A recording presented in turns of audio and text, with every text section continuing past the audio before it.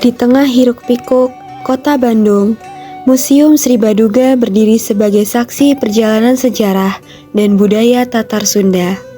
Terletak di Jalan BKR nomor 185. Museum ini bukan sekadar tempat menyimpan benda-benda lama, tetapi menjadi ruang untuk memahami identitas dan akar budaya Sunda. Museum Sri Baduga memiliki 3 lantai utama dengan tema yang berbeda. Lantai pertama berfokus pada sejarah alam dan prasejarah Jawa Barat. Di lantai ini, pengunjung dapat melihat koleksi geologika dan biologika berupa batuan, fosil makhluk hidup, hingga replika manusia purba.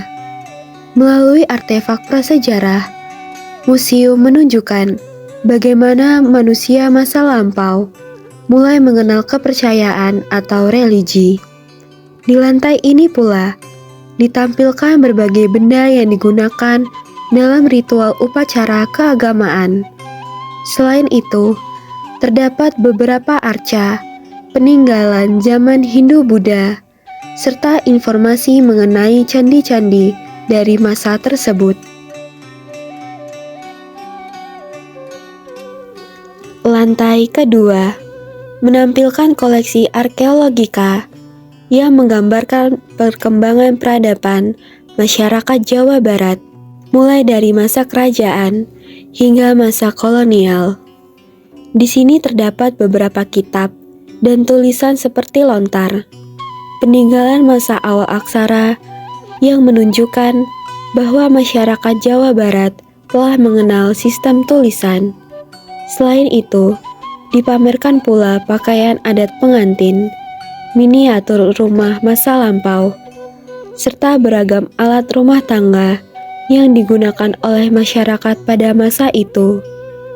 Lantai ini menjadi salah satu daya tarik terbesar karena menghadirkan benda-benda yang berkaitan dengan kehidupan sehari-hari masyarakat Jawa Barat.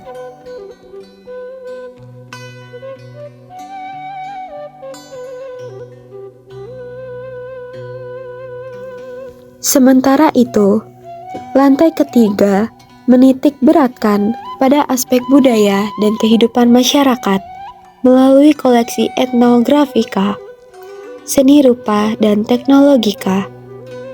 Beberapa alat musik tradisional ditampilkan di sini, seperti kecapi, angklung berbagai ukuran, suling, kendang, dan lainnya. Juga diperlihatkan perkembangan alat tukar, mulai dari kerang, batu, dan garam, hingga mata uang logam. Penjelasan mengenai berbagai bentuk alat tukar pada masa lampau turut melengkapi koleksi ini. Di lantai yang sama, pengunjung juga dapat melihat gambaran mengenai beragam mata pencaharian masyarakat pada masa tersebut.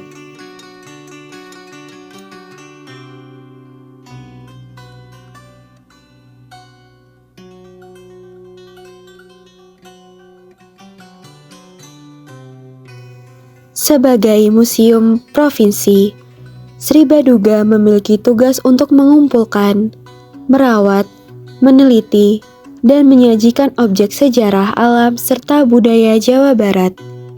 Koleksinya berjumlah ribuan dan terbagi dalam 10 klasifikasi, mulai dari geologi, arkeologi, etnografi, hingga seni rupa dan teknologi. Banyak sekali kalau alat musik tradisional. Kalau di Museum Sri Baduga ini ada di lantai 3. Dari mulai misalkan angklung yang kalian tapi yang kalian kenal angklung saat ini itu sudah angklung yang kategori modern karena sudah disesuaikan dengan ritmenya ya gitu, pola-pola polarisasi musik lebih gampang gitu. Betul. Lantai 3 kan ada beberapa koleksi yang terkait alat musik ya, ada angklung gubrag. Nah itu angklung gubrag itu kategori alat musik bukun. Awal mulanya itu adalah dari angklung Gubrak, yang gede-gede itu yang di sebelah ini nih banget. Betul. Kemudian ada kacapi, kemudian ada apa? Toleat, taleot ya, taleot.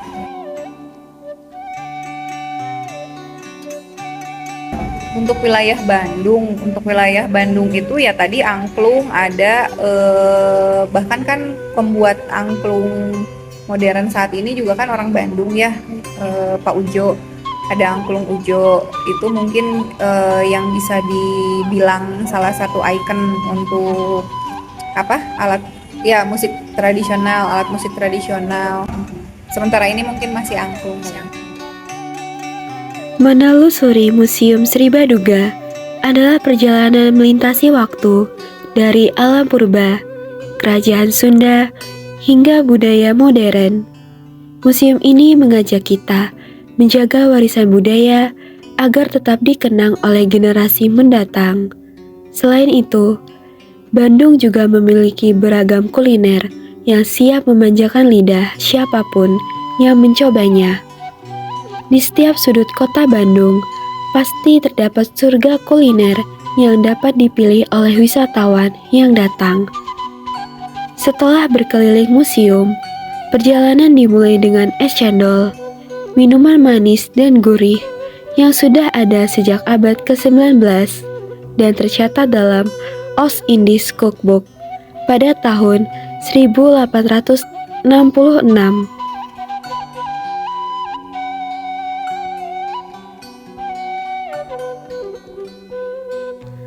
Perhentian berikutnya adalah lalapan Bu Imas, bagian dari tradisi kuliner Sunda yang berawal dari kebiasaan makan bersama atau ngariung dan liwetan.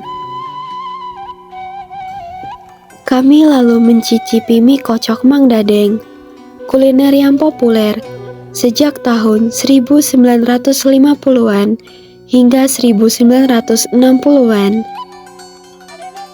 Kalau perkembangannya dari dulu sampai sekarang stabil sih, karena mungkin ini makanan legendaris dari dulu, jadi sampai sekarang stabil. Enggak, kalau dari bahan sama penyajiannya dari dulu tetap sama, turun-temurun kayak gitu, kayak dari bahan terus penyajian tetap sama. Asal usulnya emang dari Bandung, tepatnya yang pertama buka itu di Jalan Banteng, sampai sekarang masih ada gitu tempatnya. Cuma makin kesini makin rame, jadi buka cabang banyak. Sekarang cocok di kota Bandung udah banyak, kayak di Dago ada, di Braga, di ini kan ada depan di Braga juga ada, terus di Soreang juga ada, banyak. Kalau bahan utama udah jelas sapi ya, kikil, terus kalau kayak rempah-rempah itu jahe, serai, terus campuran bawang juga. Perjalanan dilanjutkan dengan siomay, makanan adaptasi dari kuliner Tionghoa, siomay. Siomay telah menjadi bagian penting dari kekayaan kuliner kita. Melalui sajian sederhana ini, kita belajar bahwa makanan bukan sekadar mengenyangkan, tetapi juga menghubungkan budaya, sejarah, dan cerita manusia di baliknya. Terima kasih telah mengikuti perjalanan ini. Sampai jumpa dalam dokumenter berikutnya.